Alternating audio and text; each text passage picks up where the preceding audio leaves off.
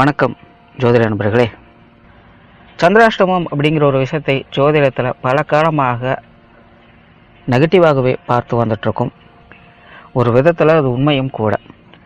ஆனால் சந்திராஷ்டமம் அப்படிங்கிறது முழுக்கவே நெகட்டிவான விஷயமா அப்படின்னு கேட்டிங்கன்னா அப்படி கிடையாது. சந்திராஷ்டம தினங்கள்லையும் சில நல்ல விஷயங்கள் அப்படிங்கிறது நடக்குது. எந்த மாதிரியான விஷயங்கள் எப்படி நடக்குது அப்படிங்கிறத பொறுத்து தான் நல்லது கெட்டது அப்படிங்கிறதே தீர்மானிக்கப்படுது. அப்படி சந்திராஷ்டம தினத்திலையும் நடக்கக்கூடிய விஷயங்கள், செய்யக்கூடிய விஷயங்கள், அதை பொறுத்து நல்லது கெட்டது அப்படிங்கிறது அமையும். ஜோதிடத்தில் சந்திராஷ்டமம் அப்படின்னா என்ன அப்படின்னு பார்த்தீங்கன்னா, ஜாதகத்தில் சந்திரன் இருக்கக்கூடிய ராசியை ஜென்ம ராசியாக குறிக்கப்படுது. அந்த ராசிக்கு 8ஆம் இடத்துல சந்திரன் வரும்பொழுது அதை சந்திராஷ்டமம் அப்படின்னு சொல்கிறாங்க. அதாவது சுய ஜாதகப்படி சந்திரனுக்கே சந்திரன் 8ஆம் இடமாக வரக்கூடியது. ஸோ நார்மலாகவே 8ஆம் இடம் அப்படிங்கிறது ஜோதிடத்தில் நெகட்டிவாக குறிக்கப்படுது. அதாவது ஒரு மனிதனுக்கு ஏற்படக்கூடிய கஷ்ட நஷ்டங்களை சொல்லக்கூடியது 8ஆம் பாவம் தான். ஆனால் இந்த சிவசக்தி ஜோதிட முறையில் நான் எப்போவுமே ஒரு விஷயத்த சொல்லிக்கிட்டு இருப்பேன், எல்லா விஷயங்கள்லையுமே சரிசமமான விஷயங்கள் தான் இருந்து வருது. அதாவது பாசிட்டிவும் நெகட்டிவும் கலந்தது தான் எல்லா விஷயங்களுமே. ஸோ அதில் எதை நாம் சூஸ் பண்ணுறோம் அப்படிங்கிறத பொறுத்து தான் அது நமக்கு நல்ல ரிட்டர்ன்ஸ் கொடுக்குதா இல்லை கெட்ட ரிட்டர்ன்ஸ் கொடுக்குதா அப்படிங்கிறது அமையுது. இது இந்த 8ஆம் பாவத்துக்கும் முழுமையாக பொருந்தும். எப்படின்னு பார்த்தீங்கன்னா, 8ஆம் பாவம் அப்படிங்கிறது மனிதனுடைய கஷ்ட நஷ்டங்களை சொல்லக்கூடிய இடம் மட்டும் கிடையாது, அவனுடைய ஆயுள் பாவத்தை சொல்லக்கூடிய இடமும் இந்த 8ஆம் இடம்தான். ஒரு மனிதனுடைய ரகசியங்களை சொல்லக்கூடிய இடமும் இந்த 8ஆம் இடம்தான். செக்யூரிட்டி, பாதுகாப்பு இந்த 8ஆம் இடம்தான். ஒரு மனிதனுக்கு முதுகெலும்பு அப்படிங்கிறது 8ஆம் இடம்தான். ஒரு மரத்தினுடைய ஆணி வேர் 8ஆம் இடம். இப்படி ஒரு விஷயத்திற்கு இல்லைன்னா ஒரு மனிதருக்கு ஆணி வேராக செயல்படக்கூடியதே இந்த 8ஆம் இடம்தான். இது இல்லை அப்படின்னா மற்ற எந்த விஷயமுமே கிடையாது. உயிர் இருந்தால்தான் நல்லது கெட்டது பற்றி யோசிக்க முடியும், சுக துக்கங்களை பற்றி சிந்திக்க முடியும், அனுபவிக்க முடியும். உயிரே இல்லாத பட்சத்தில் என்னதான் இங்கே இருந்தால் என்ன, எல்லாமே வெறும் ஜடப்பொருளாக மட்டும்தான் இருக்க போகுது. அப்படி எல்லா விஷயங்களுக்குமே ஆதி மூலமாக செயல்படக்கூடியதே இந்த 8ஆம் இடம் தான். இது இல்லாமல் ஜோதிடத்தில் வேறு எந்த ஒரு விஷயமும் இயங்காது அப்படிங்கிறதான் உண்மை. சிவசக்தி ஸ்வரூபத்திலேயே 8ஆம் இடம் அப்படிங்கிறது சிவன், 2ஆம் இடம் அப்படிங்கிறது சக்தி. சித்தர்கள் பாடல்கள் இதை நிறைய கேட்டு இருப்பீங்க. 8-2 சூட்சமம் அப்படின்னு சொல்லி நிறைய விஷயங்கள் சொல்லி இருப்பாங்க. நவகிரகங்களிலேயே 8ஆம் இடம் குறிக்கக்கூடியது சனி. சனிக்கு மட்டும்தான் ஈஸ்வர பட்டம் அப்படிங்கிறது இருக்குது, சனீஸ்வரன் அப்படின்னு சொல்லுவாங்க. சனிக்கு மட்டும்தான் சமநிலையை கொடுக்கக்கூடிய சக்தி அப்படிங்கிறது இருக்குது. இந்த பிரபஞ்சம் அப்படிங்கிறதும் சமநிலையின் படியே இயங்கி வருது. இப்படி நீங்கள் எதை வேணாலும் ரிலேட் பண்ணலாம். இதை பேச ஆரம்பித்தோம் அப்படின்னா நாள் முழுக்க பேசினாலும் தீராது. உண்மையிலே இந்த 8ஆம் இடத்துடைய ரகசியங்களை நீங்கள் தேட ஆரம்பிச்சிட்டிங்க அப்படின்னா அதற்கு முடிவே இருக்காது. ஏன்னா அது பிரபஞ்சத்தோட தொடர்பு கொண்டது, பிரபஞ்சத்துக்கு எல்லையே கிடையாது. ஆனால் இந்த 8ஆம் இடம் அப்படிங்கிறது நெகட்டிவாக பார்க்கப்படுது. ஏன் அப்படின்னு பார்த்தீங்கன்னா, சுகபோக வாழ்க்கைக்கு இந்த 8ஆம் இடம் அப்படிங்கிறது செட் ஆகாது. ஏன்னா ஆரம்பத்திலே சொன்ன மாதிரி 8ஆம் இடம் அப்படிங்கிறது உண்மை. சுகபோகம் அப்படிங்கிறது நிரந்தரம் கிடையாது. மனிதர்களால் உருவாக்கப்படக்கூடியவை தான் இந்த சுகபோகங்கள். அது சக்தி ஸ்வரூபத்தில் தான் கணக்கு வரும். சக்தி அப்படிங்கிறது நிலை இல்லாத ஒரு தன்மை. இந்த காரணங்களால தான் இந்த 8ஆம் இடம் அப்படிங்கிறது சுகபோகங்களை கொடுக்காது அப்படின்னு சொல்லி வந்தாங்க.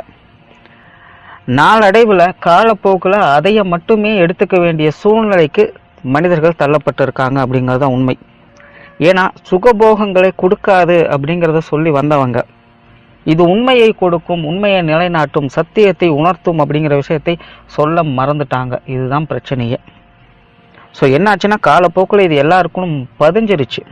இது இப்படி தான் அப்படின்னு கன்ஃபார்ம் பண்ணி முத்திரை குத்த ஆரம்பிச்சிட்டாங்க. ஸோ அப்படி தான் இந்த சந்திராஷ்டம பிரச்சனையும் உருவாகுது. ஸோ இந்த சந்திராஷ்டம தினத்தில் சந்திரனுக்கு 8ஆம் இடத்திலேயே சந்திரன் வராதனால சந்திரனுக்கு பாதிப்புகள் அப்படிங்கிறது கொஞ்சம் கூடுதலாகவே வரும். இங்கே பாதிப்புகள் அப்படிங்கிறது நெகட்டிவான பொருள் அல்ல. பாதிப்புகள் அப்படின்னு குறிப்பிடுறது நான் ஒரு ரியாக்ஷனை குறிப்பிடுறேன். ஒரு செயல் வடிவம் இல்லைன்னா ஒரு தூண்டுதல் ஏற்படுது அப்படிங்கிறது தான் பாதிப்பு அப்படின்னு சொல்கிறேன். ஸோ இப்போ இந்த சந்திராஷ்டம தினத்தில் சந்திரனுக்கு 8லேயே சந்திரன் வர்றதுனால மனம் தனிமையை இயல்பாகவே விரும்புது. இதுதான் நிஜம். அது அமைதியை தேடி போகுது அப்படிங்கிறத நமக்கு உணர்த்துது. உண்மையை தேடி போகுது, ஒரு நிலைப்பட முற்படுது அப்படிங்கிறது தான் இங்கே நடக்குது.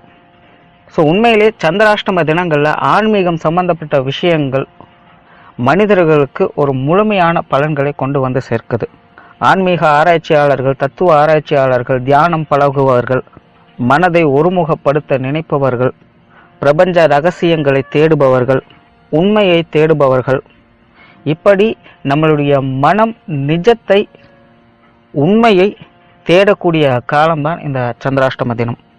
ஸோ அன்றைய தினத்தில் மக்களுக்கு சுகபோக வாழ்க்கை, இகபோக வாழ்க்கையில் மனம் இயல்பாக ஈடுபடாது. ஸோ அந்த மாதிரியான விஷயங்களில் நாம் செயல்பட ஆரம்பிக்கும் பொழுது குழப்பங்கள் ஏற்படும், சங்கடங்கள் உருவாகும். இதுதான் காரணம், வேறு எதுவுமே இல்லை. ஒரு காலத்தில் சந்திராஷ்டம தினங்களில் மனிதர்கள் மௌன விரதங்கள் இருப்பாங்க, பேசவே மாட்டாங்க யார்கிட்டையும். ஒரு இடத்துல அமைதியாக உட்கார ஆரம்பிச்சிடுவாங்க, எந்த ஒரு விஷயத்துலையும் ஈடுபட மாட்டாங்க. என்ன காரணம்னா சந்திராஷ்டம தினங்களில் பேச்சுக்கு அதிக முக்கியத்துவம் இருக்குது. ஏன்னா பேச்சு தான் நம்மளுடைய சக்தியில் அதிகமாக விரயமாகக்கூடியது. ஸோ சக்தியை சேமிக்கிற தினம் தான் இந்த சந்திராஷ்டம தினம். அதை விரயம் பண்ணக்கூடாது அப்படிங்கிறக்காக மௌன விரதங்களை அனுஷ்டிக்க ஆரம்பித்தாங்க.